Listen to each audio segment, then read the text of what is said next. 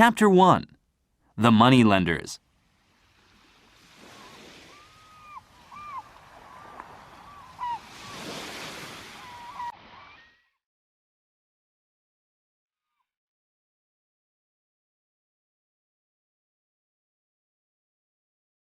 I have a story to tell.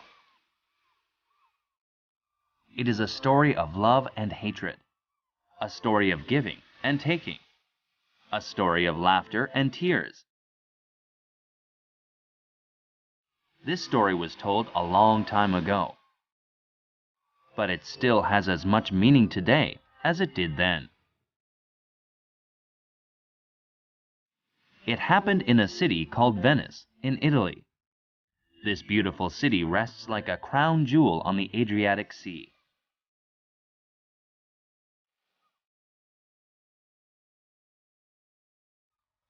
There lived a moneylender named Shylock in Venice. He earned a lot by lending money to merchants. Many people hated Shylock. Some people hated him because he forced merchants to repay him in terrible ways. Others hated him simply because he was Jewish.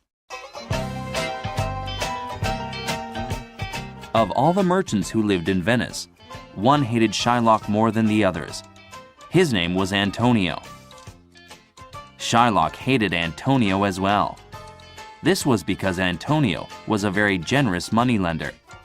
He lent money to people in trouble and often didn't charge them interest. Shylock lost a lot of business because of Antonio's generosity. More importantly, Shylock hated Antonio because he was a Christian, and Antonio hated Shylock because he was a Jew. In those days, Jews and Christians didn't like each other. They couldn't agree about anything. They couldn't understand each other's religion or culture. Antonio and Shylock often ran into each other at the Rialto. The Rialto was the business center of Venice. When the two met, they would have arguments. Antonio would often yell at Shylock for the heartless way of doing business. Shylock often thought about ways to get even with Antonio. Almost everyone in Venice really liked Antonio. They felt that he was kind and honest. The merchants especially admired him. They knew that he would help them when they were in hard times. Antonio's best friend was a young man named Bassanio. Bassanio's family was very rich. His parents had given him money, but Bassanio had spent it all. He had wasted his money on wine and good food. He had traveled and he had had fun. And, of course, he ended up without any money. This was very common for young men during that time. In the past, Antonio had helped him in many ways. In fact, he already owed Antonio lots of money. Antonio never said no to Bassanio. It seemed Antonio was happy to share his money with his friends.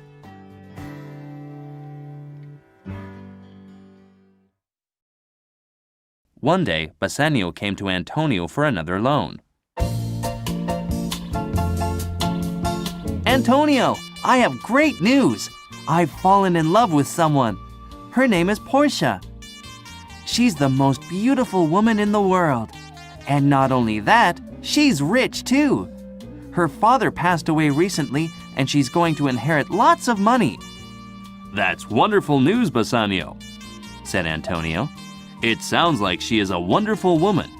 But does she love you as much as you love her?" Of course she does. When she looks at me, her eyes are full of love and respect. Listen, I want to buy some gifts for her. The only problem is that I don't have any money right now. I know I owe you a lot of money, but can I borrow a little more? I promise I'll pay you back. "Bassanio, you know that my money is your money. I'd gladly lend it to you any time. The only problem is that I don't have any money right now. I've spent all of my money on merchandise. I can't help you. I'm sorry." What should I do? asked Bassanio. She'll never marry me unless I give her some gifts. "Don't worry," said Antonio. I know what you can do. You can borrow money from a moneylender named Shylock. He always has money on hand. He'll certainly lend you money if I sign a loan agreement. And the ships will come in any day now. I'll make lots of money when my merchandise arrives. I'll pay him back then. Thanks, Antonio. You really are a great friend.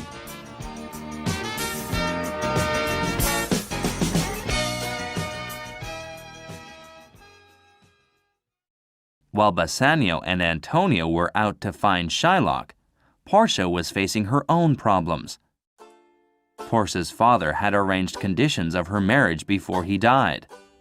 He didn't trust Portia's judgment. He felt that she would choose an unsuitable person to marry. So, before he died, he had put 3 chests in a room.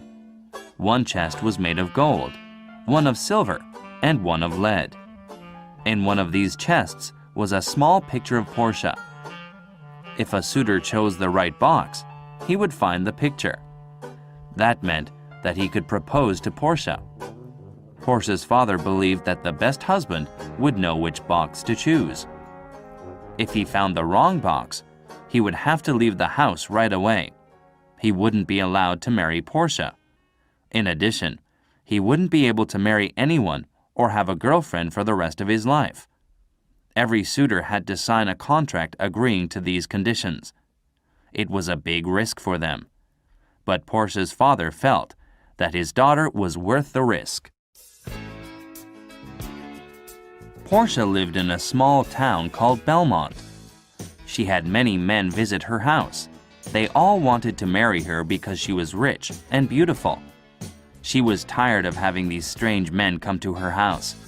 She was also unhappy that her father didn't trust her judgment. Portia often talked to her servant, Nerissa, about her problems. Nerissa was more of a friend than a servant. Why couldn't my father just trust me? She asked Nerissa one day.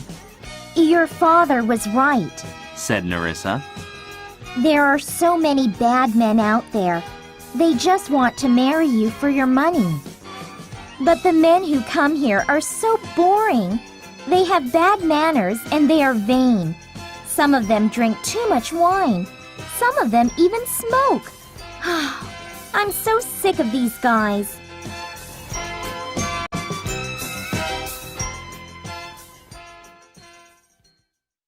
Portia was a very independent person. She was capable of making decisions for herself. She also believed that she was smarter than most men. Portia was sad. She thought that she would have to marry a boring, stupid man with bad habits. Not one of these guys is decent. What should I do? Do you remember the man from Venice? Asked Nerissa.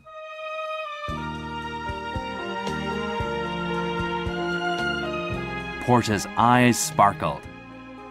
Yes, I remember him. Bassanio. How could I forget? He was so much better than all of the other men who came here. He was handsome and gentle. He was charming, kind, and intelligent. But it's hopeless. He'll never sign my father's contract. I'm a woman who can't even choose her own husband. I'm so unlucky.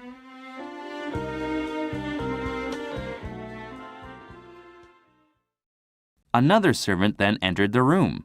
Madam, a message has arrived from the Prince of Morocco. He will be arriving tomorrow. Great. Another unsuitable suitor. I wonder what problems this one will have. Chapter 2. The Loan.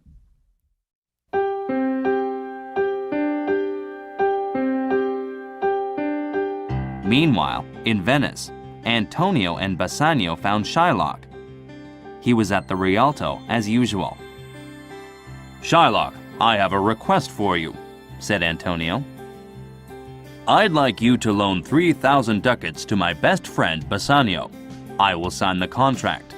I'll happily pay you back in a few days. I'll have plenty of money when my ships arrive. I have an idea, said Bassanio. Why don't we go out to dinner? We can talk more about this loan. I never eat with Christians, grumbled Shylock. I may lend them money or do business with them, but I don't eat with them. Not ever. Very well, said Bassanio. Why don't you just lend me the money then? You know that Antonio will pay you back. As Shylock listened to Antonio and Bassanio, he became angrier and angrier. How foolish these two men were. They knew how much he hated them, and yet they were asking him for a loan.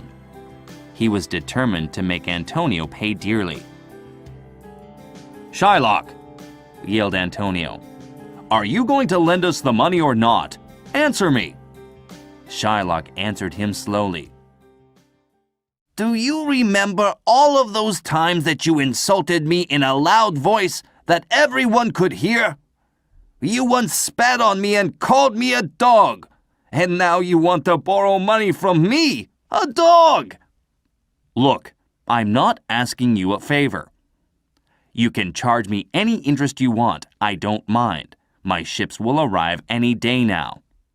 All right, Antonio. I'm willing to lend you the money. I won't even charge you any interest. Just pay me back the loan on time. Antonio couldn't believe his ears. What did you say? I said you didn't know me. You always call me a cheapskate, but I am not. I will help you. I won't even charge you a single ducat. However, there's something I'm worried about. What if you don't pay me back? Don't worry, Shylock. I'll pay you back. Well, I need some kind of a guarantee, don't I? 3,000 ducats is a lot of money. If you don't pay me back on time, I want a pound of flesh. I'll take a pound of flesh from any part of your body. Antonio didn't like what Shylock proposed. No, I'd rather pay some interest if I'm late on the payment. I'm afraid that's no good, said Shylock as he laughed. Do you think I'd take money from a fellow moneylender? Besides, this contract is only a joke. Do you think that any lawyer or judge would believe me? Would they really believe that I want a pound of your flesh? You don't have to worry about anything. It's my way of saying the bad feelings of the past between us are finished. Antonio pulled Bassanio aside and spoke to him secretly. I don't want to do business with this man. He's evil, and I know that he'd take the pound of flesh from me if he could. Let's see if somebody else will lend us the money. But Bassanio had other ideas. Who else in Venice can lend me this much money? Besides, this man is crazy. Don't worry about the guarantee. Nobody would make you pay a pound of flesh. Everyone will think he's nuts. So Antonio agreed to the conditions of the loan. The three men went to a lawyer and signed an agreement. A strange smile came over Shylock's face. In fact, Shylock wanted to take a pound of flesh from Antonio. He'd hated Antonio for so long, and he lost a lot of money because of this generous moneylender.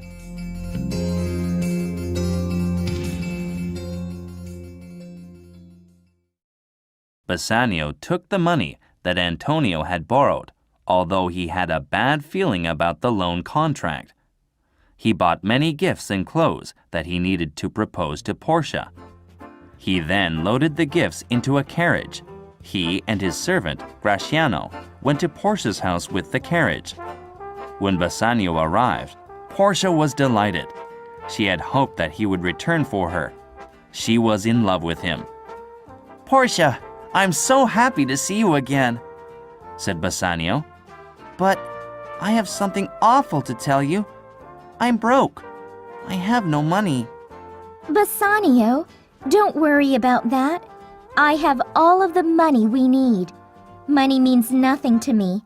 The only thing you have to worry about is choosing the right box. Then we can live happily ever after. Portia told Bassanio about her father's contract.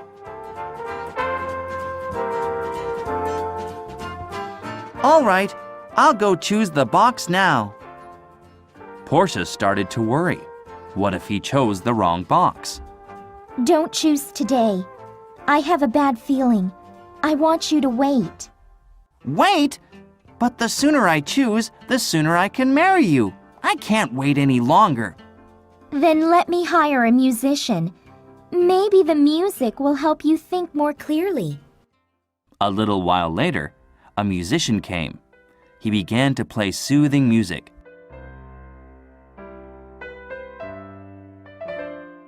Bassanio slowly walked over to the golden chest. He looked at it carefully.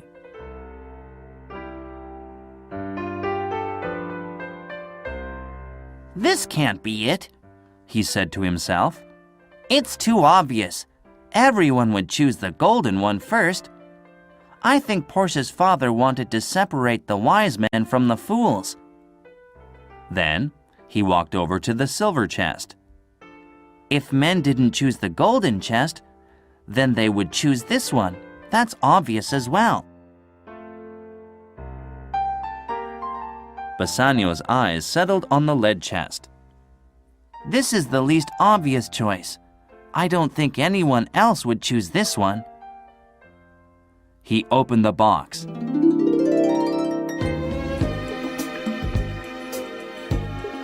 He gasped. He couldn't believe his eyes. In the box was a small picture of Portia. Bassanio could now marry her. He was so happy that he couldn't even speak. Portia put her arms around him and said, Oh, Bassanio, I'm the luckiest woman in the world. Yesterday, I was just a girl with a lot of money. Today, I'll be a wife. Please, take this ring and show me you will accept my proposal. Put it on and promise me that you'll never take it off. I am lucky too, said Bassanio. Yesterday, I was poor and lonely. Today, I will be married to the most beautiful woman in the world. I promise that I'll wear this ring forever, until I die. I swear.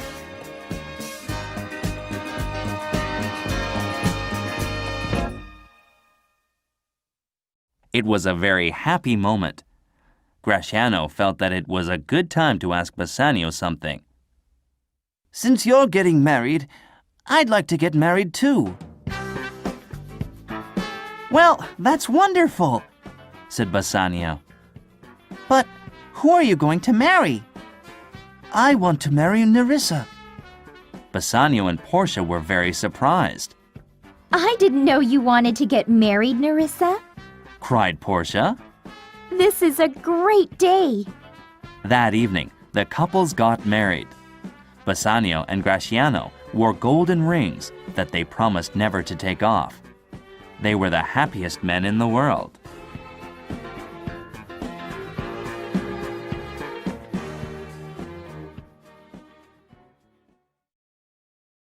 Chapter 3. The Debt. A few days later, a messenger arrived at Portia and Bassanio's house. Bassanio received the letter and opened it. It read, Dear Bassanio, my ships have all sunk. I am in big trouble. Shylock wants to take a pound of flesh from me. Everyone has tried to talk him out of it. Even the Duke of Venice has tried, but no one has had any success. I am going to die. Please come to my trial and execution. I want to see you once more. Come quickly. I don't have much time. Your friend, Antonio. As Bassanio read the note, his face turned white. He had to sit down. His hands trembled.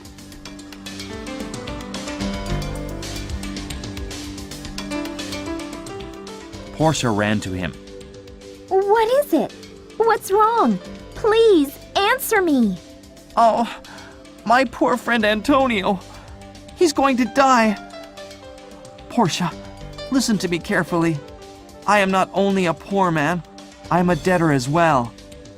Bassanio told her all about the money and the pound of flesh. A chill ran through Portia's body. She couldn't believe that a man wanted to cut a pound of flesh from someone. Bassanio, go to your friend right away. She said, You are my husband now. My money is your money. You must pay back Antonio's debt. I'll give you 2 times the original loan. Go quickly, before Antonio is killed. Bassanio put a lot of money in a bag and left for Venice. He found Antonio in prison. When he saw his friend, Antonio ran to him and hugged him. Antonio looked small and weak. My dear friend, Said Bassanio. I'll go to Shylock today and pay back the money. I'm sure he'll take it, and then you can go free. After all, he is very greedy. He won't say no to money. Dear Bassanio, said Antonio, you are too kind, but I think it's too late. Shylock wants a pound of flesh from me. According to the loan agreement, that's what I owe him. You won't be able to talk him out of it. He's never refused money before. This time it's different. He hates me so much that he wants to kill me. And to make matters worse, Jessica ran away from home. Jessica? Do you mean Shylock's daughter? That's right. She married the young man who is living in your parents' house, the Christian boy. She is going to give up her religion and become a Christian. And when she ran away from home, she stole a gem from Shylock too, Oh, that's terrible, said Bassanio. He probably thinks that I made her marry the Christian, but I have nothing to do with it, I swear. He's really mad. He cut Jessica out of his will, and for the past few days, Shylock's been talking about me. He's told everyone that he's going to kill me. Don't worry about that, said Bassanio. I'll talk to Shylock. I'll make him change his mind. I'll do whatever I need to. Bassanio went out of the prison and found Shylock.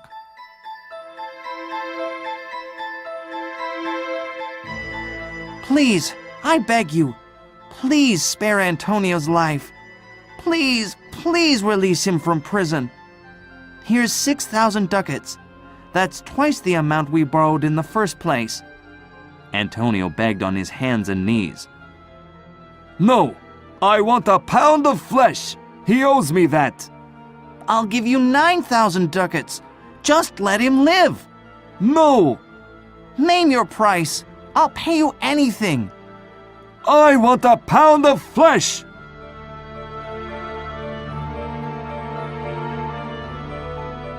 Bassanio realized that Shylock would not change his mind. There was only one thing that he could do. He had to go to court.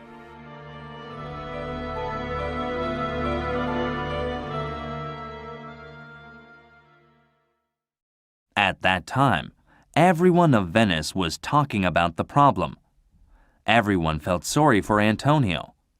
He had only wanted to help a friend, and everyone hated Shylock. He was such an evil man. More than being evil, however, he was angry. He was angry with Antonio. Antonio had always spoken roughly to him at the Rialto. He had cursed Shylock for being a Jew. He had yelled at him for being a mean and greedy businessman. Shylock was also very angry about his daughter. His whole world was a dark and nasty place, and he had nothing but hatred in his heart for these two Christians, Antonio and Bassanio. A date was set for the trial. It was a very important trial. Even the Duke of Venice was involved. He would be the judge.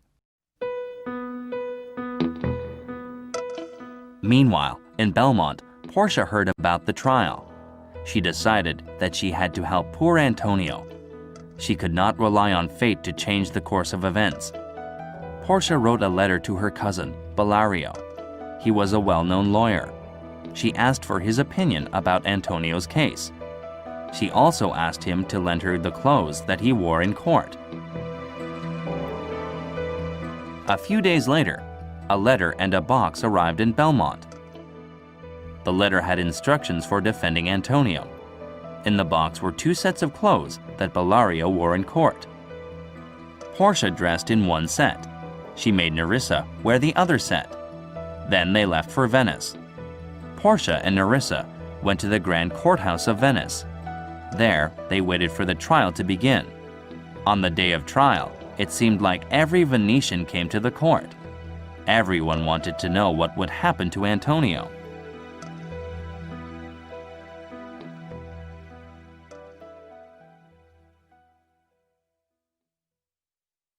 Chapter 4. The Trial.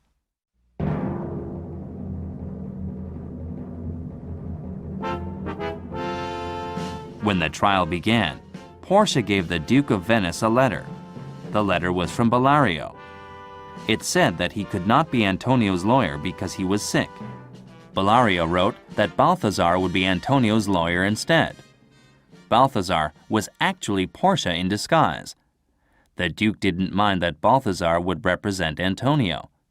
He did wonder, however, if Balthazar was experienced enough. He looked very young. Portia looked around the huge courtroom. Shylock seemed to be enjoying his day in court. Antonio looked at her with begging eyes. Portia then looked over at her husband. Bassanio didn't realize that Balthazar was actually his wife either.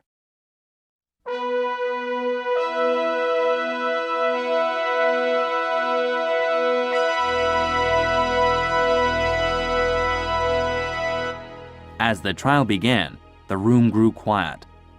Portia spoke to Shylock first. Sir, according to the agreement, you can take a pound of flesh from Antonio. There's no question about that. But I want to remind you of another choice, of a more noble choice. You could choose to be merciful. You may ask, what is mercy? Well, I'll tell you. Mercy is like the gentle rain. It falls from heaven. It blesses everyone. It blesses the person who gives mercy and the person who takes it. Mercy makes you feel like a king. You have all of the power in the world. You have the power to give Antonio his life. It is only through mercy that you can do this.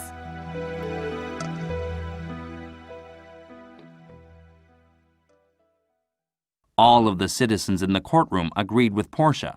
Everyone except for Shylock. I don't care about mercy! I only want justice!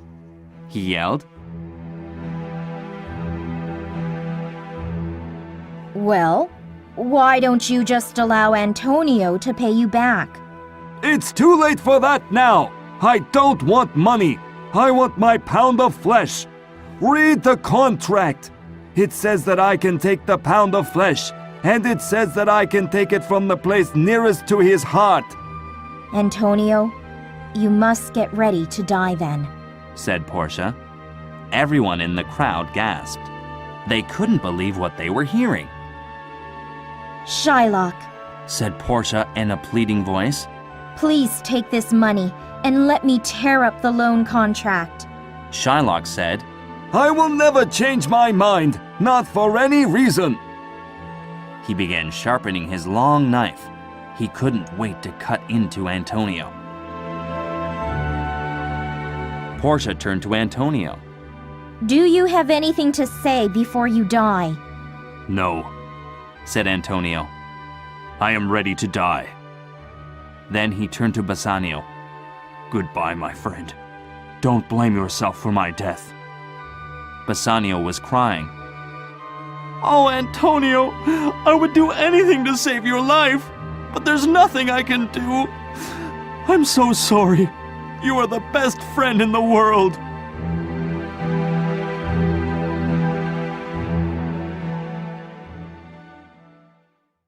Enough of this! Yelled Shylock. Let's get on with it! I want my pound of flesh! Portia asked the Duke. Is the scale ready? The Duke nodded.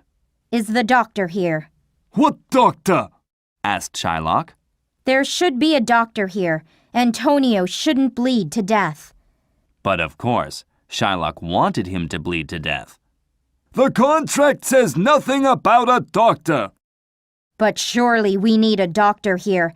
It's the only decent thing to do. The contract says nothing about a doctor. Shylock repeated. All right. Said Portia.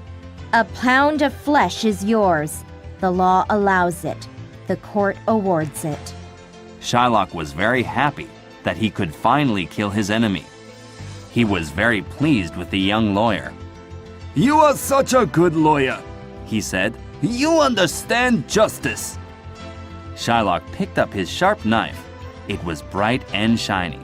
The moneylender had an evil look in his eyes. Come here. He said to Antonio. Just a minute. Said Portia. There is another thing I need to tell you.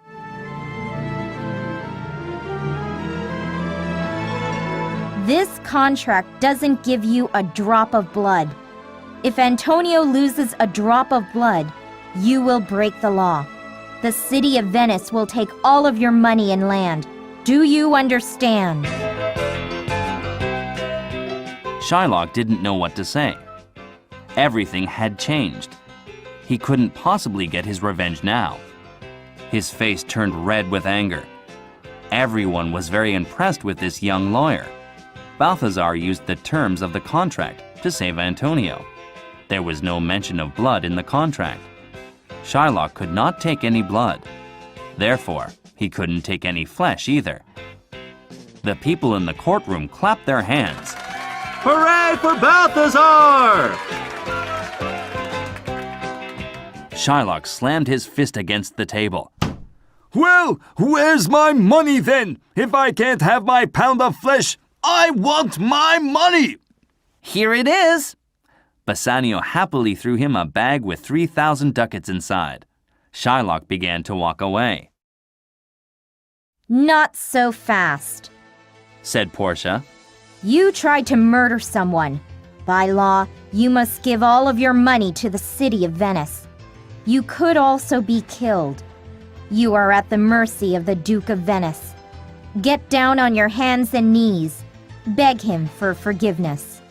No, Said the Duke. I don't think anyone should have to beg for their life. It isn't right. I must make an important decision, and I must think about it carefully. I want Shylock thrown in jail tonight. Tomorrow, I will tell you what his punishment will be. Everyone left the courthouse that afternoon. They walked through the streets, talking about the trial. No one could remember a more unusual day.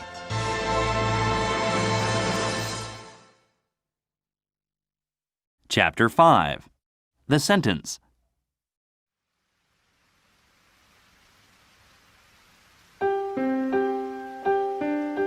The next morning was gray and rainy.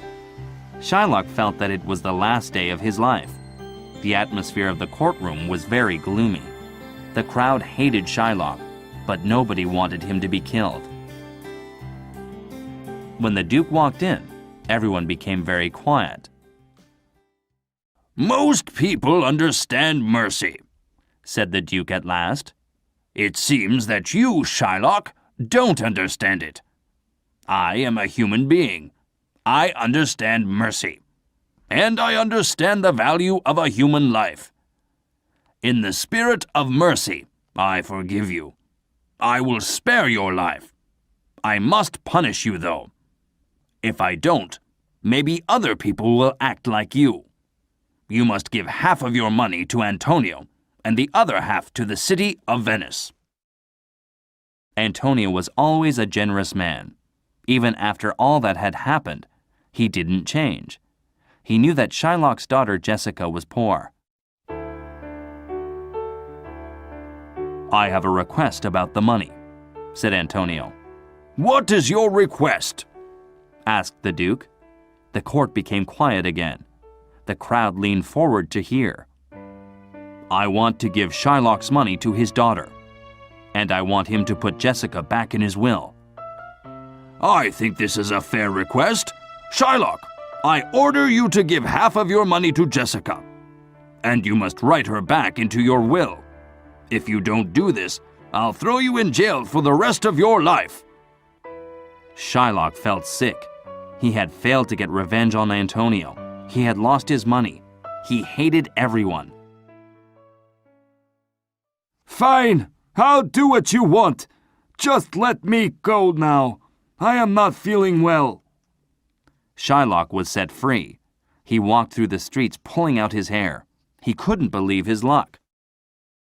Sir, said the Duke to Portia, I have never seen such a clever lawyer in my life. I must admit that I was worried at first because you looked so young. If you're not too busy, please have dinner with me tonight. I'd love to talk about the law with you. Portia wanted to get home before her husband. I would love to, but I have another case that I must work on. I'm sorry. I'm just too busy to have dinner with you tonight. Oh well, another time then. The Duke turned to Antonio. You should pay this lawyer well. You owe him an awful lot. Please, said Bassanio to Portia. take these 3,000 ducats. That's how much we borrowed from Shylock in the first place. I don't want the money. I'll give you 3,000 more then. I don't want any money at all. Said Portia. Instead, I want your wedding ring. My wedding ring? I'm sorry. This is the one thing in the world that I can't give you. I promised my wife that I would never take it off. I will find you the most expensive ring in Venice. I will buy it for you now. But I can't give you this ring. No way. I want your wedding ring, but I'm not going to beg. I see that you're too cheap to give it to me. Portia left the courtroom. She seemed angry. Actually, she was happy. Please, Bassanio, give him the ring, said Antonio. I know your wife will be mad, but think about what this lawyer has done for us today. I owe him my life. Don't you think that's worth your wedding ring? Bassanio felt ashamed. Antonio was right. He took off his ring and gave it to Gratiano. Go and find Balthazar. Give him this ring. When Gratiano found Portia, he gave her the ring. Nerissa, who was with her, said, You, Gratiano, you give me your ring too. Gratiano knew that he couldn't say no. He gave her his ring. When Portia and Nerissa were alone, they had a good laugh. They decided to play a trick on their husbands. Bassanio and Gratiano returned to Belmont that evening. They found their wives waiting for them. They kissed their wives. For a moment, everyone was very happy to be together again. Then, the women started yelling at them. Where's your wedding ring? Cried Portia. You gave our wedding rings to other women. Screamed Nerissa. Please believe us, said Bassanio. We gave our rings to 2 young lawyers. The lawyers saved the life of my best friend. They said that they wanted our wedding rings as payment. They wouldn't accept anything else. Please understand, darling. They saved Antonio's life. Bassanio felt sad and guilty.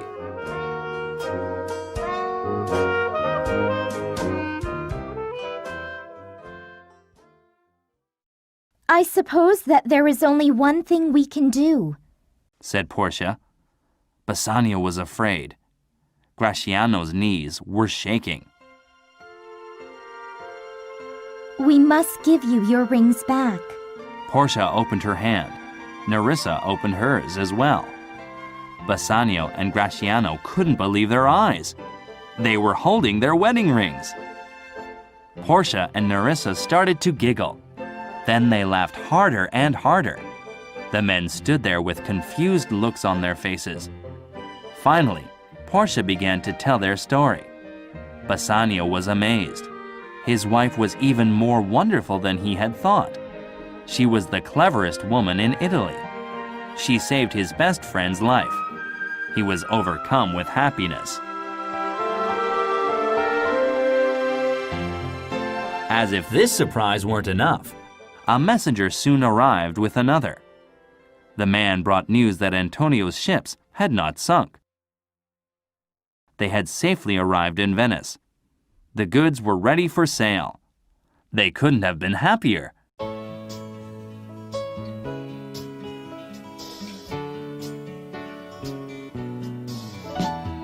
That night, they all celebrated under the beautiful Italian moon. They laughed thinking about the rings and the trick Portia and Nerissa had played on Bassanio and Gratiano.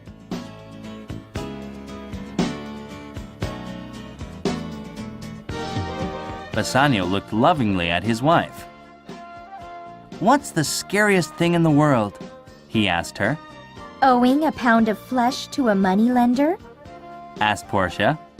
Absolutely not. It's losing my wife's wedding ring. Bassanio never took off his ring again.